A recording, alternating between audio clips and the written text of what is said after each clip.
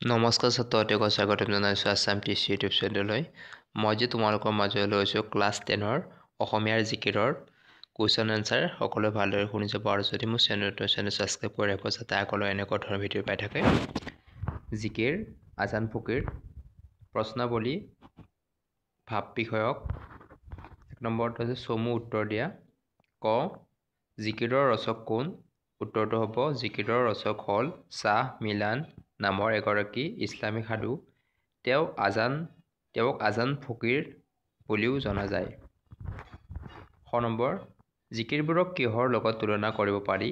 উত্তৰটো হ'ব জিকিৰবোৰক হিন্দুসকলৰ ভক্তিমূলক প্ৰাৰ্থনা বা স্তুতিগীতৰ লগত তুলনা কৰিব পাৰি। গ নম্বৰ জিকিৰ শব্দটো কি শব্দৰ পৰা ওলাইছে? উত্তৰ হ'ব জিকিৰ শব্দটো আৰবী জিকৰ শব্দৰ পৰা ওলাইছে। এই শব্দৰ মূল অৰ্থ হ'ল ঘনে ঘনে উচ্চাৰণ কৰা। 2 নম্বৰ তলৰ শব্দবোৰৰ অৰ্থ লিখা। ৰচুল ঈশ্বৰৰ প্ৰেমিক পুৰুষ, দেৱদূত আল্লাহৰ দূত। মুমিন বিশ্বাসী মুছলমান, ৰহম দয়া, কুতুব ধ্ৰুৱ নক্ষত্ৰ, পাণ্ডা ভৃত্য। 3 নম্বৰ আছে মক্কাৰ দুৱাৰত চাহাব জিবাই মাৰে তালি, যেনে খালে খৰৰ লগত দৰিকাৰ টপালি। উল্লেখিত কবিতাফাঁকিৰ অন্তৰ্নিহিত ভাৱটি বিশ্লেষণ কৰা। উত্তৰটো হ'ব আজান ফকীৰৰ দ্বাৰা ৰচিত উক্ত কবিতাফাঁকিৰ জৰিয়তে মানৱ জীৱনৰ কথা ক'বলৈ বিচৰা হৈছে। মক্কা হ'ল এক পবিত্ৰ তীৰ্থস্থান। ইয়াত আল্লাহ অৰ্থাৎ ভগৱানৰ দৰ্শন লাভৰ বাবে বহুতেই মক্কালৈ গৈ জিকিৰ গায়। কিন্তু ইয়াৰ মাজেৰে জীৱই আল্লাহৰ কোনো সন্ধান নাপায়। কিয়নো জীৱকালত যি এবাৰো আল্লাহই নিৰ্দেশ কৰা পথত খোজ দিয়া নাই, তেওঁক আল্লাহ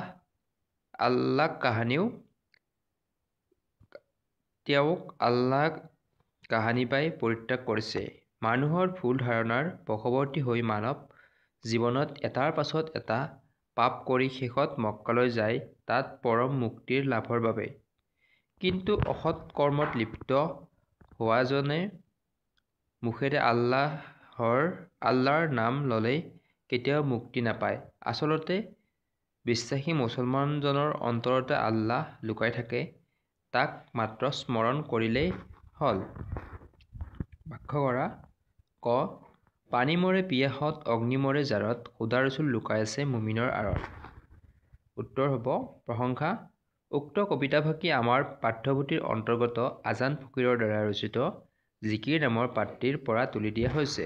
সংগতি এই পদফাঁকিৰ জৰিয়তে আল্লাহ অৰ্থাৎ ভগৱানৰ সান্নিধ্যৰ পথ কিদৰে লাভ কৰিব পাৰি তাকেই ক'বলৈ বিচাৰিছে। ব্যাখ্যা পানীৰ পিয়াসত মৰা আৰু অগ্নিৰ জাৰত মৰা দুয়োটা কথাই অসম্ভৱ। অৰ্থাৎ পানীৰ ভিতৰতে নিজৰ পিয়াস গুচোৱা শক্তি লুকাই আছে।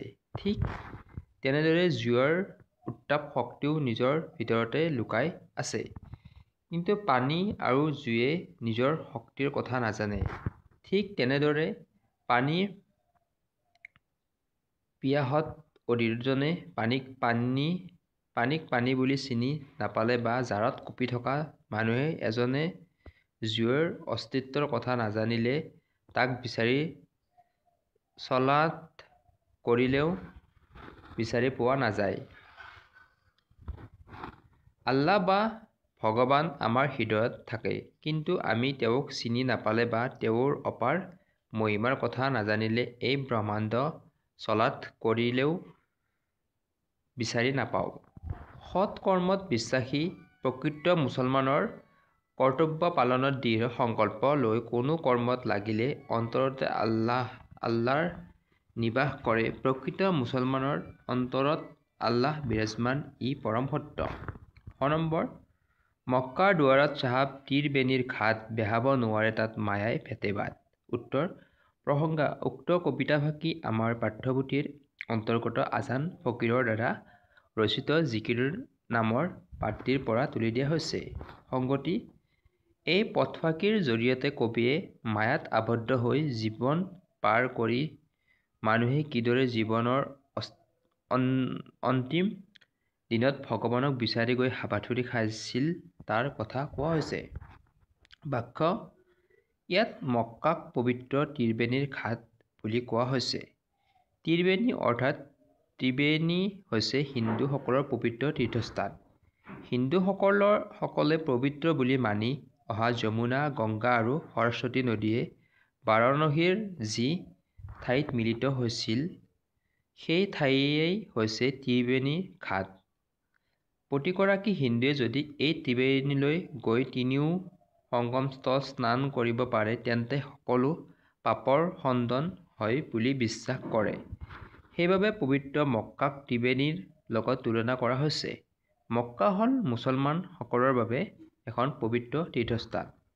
মক্কালৈ গ'লে হেনো সকলো পাপৰ পৰা মুক্তি লাভ হয় আৰু জীৱন মুক্তি লাভ কৰে। কিন্তু এই সংসাৰৰ মায়া-মোহত বন্দী হৈ থকা মানুহে মক্কালৈ গ'লে মনত সুখ শান্তি নাপায়।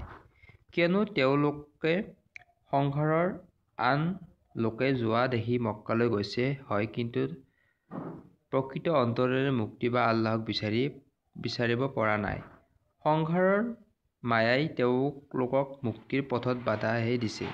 ফলত জীৱই সুখৰ উপৰি দুখহে পাব লগা হৈছে। সজাত মইনাটিৰ অনেক যুগুটি দেওমাৰি পাৰ হ'লে এৰিলে প্ৰীতি। উত্তৰ প্ৰসংগা উক্ত কবিতাফাঁকি আমাৰ পাঠ্যপুথিৰ অন্তৰ্গত আজান ফকীৰৰ দ্বাৰা ৰচিত জিকিৰ নামৰ পাঠটিৰ পৰা তুলি দিয়া হৈছে।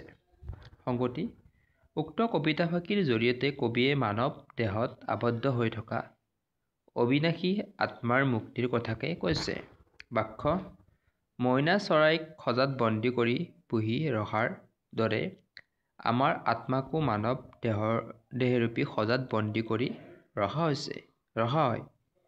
সজা এটাত বন্দী মইনা চৰাই এটাই যিদৰে মিঠা মাত মাতি গৃহস্থৰ মন ভুলায়, ঠিক তেনেদৰে মানৱ দেহত বন্দী বা আত্মায়ো নানা ধৰণৰ আচৰণেৰে মানুহক সুখী কৰিবলৈ মুক্তি দি কাম কৰিবলৈ বাধ্য কৰায়। গোটেই জীৱন দেহটোৰ সুখ দুখৰ চিন্তা কৰি দেহটোৰ প্ৰেমত আচ্ছন্ন হৈ থাকে। কিন্তু দেহৰ সৈতে আত্মাৰ এই সম্পৰ্ক খন্তেকীয়া। এই সম্পৰ্কটো ছেদ হ'লে আত্মাই দেহত্যাগ কৰে। জীৱহীন দেহ এটাৰ মূল্যহীন, গতিকে আত্মা বা জীৱহীন দেহক আমি মৃতদেহ হিচাপে পুৰি বা পুতি পেলাওঁ। ইয়াক লৈ আত্মাৰ কোনো দুখ নাথাকে। মৃতদেহৰ পিছত সজাত ত্যাগী মইনাই যিদৰে সজা আৰু গৃহস্থৰ মৰম স্নেহ প্ৰেম প্ৰীতিৰ পৰা মুক্ত হয়, তেনেদৰে আত্মায়ো নিজৰ মৃত দেহ আৰু সংসাৰৰ মায়া মোহ প্ৰেম প্ৰীতিৰ পৰা মুক্তি হয়। ভাষা বিষয়ক সমাৰ্থক শব্দ লিখা। উত্তৰ চিনটো স্মৰণ কৰোঁ ভাবোঁ ঘাট বন্দৰ প্ৰীতি প্ৰেম প্ৰীতি আসমান আকাশ দৰিয়া নদী সাগৰ পিয়া তৃষ্ণা বাট ৰাস্তা পথ আলি ভেল দেশ শৰীৰ। অতিৰিক্ত প্ৰশ্ন ক আজান ফকীৰ কোন শতিকাৰ কবি অনুমান কৰা হৈছে? উত্তৰ খ্ৰীষ্টীয় ৭ম শতিকাৰ কবি বুলি অনুমান কৰা হৈছে। খ আজান ফকীৰৰ প্ৰকৃত নাম কি? উত্তৰ হ'ব হজৰত শ্বাহ মিলন। গ আজান ফকীৰৰ মৃত্যু ক'ত হৈছিল? উত্তৰ হ'ব দিখৌমুখৰ সৰাগুৰি চাপৰিত মৃত্যু হৈছিল। খ জিকিৰসমূহক অসমীয়া কি গীতৰ লগত তুলনা কৰিব পাৰি? উত্তৰ হ'ব স্তুতি গীতৰ লগত।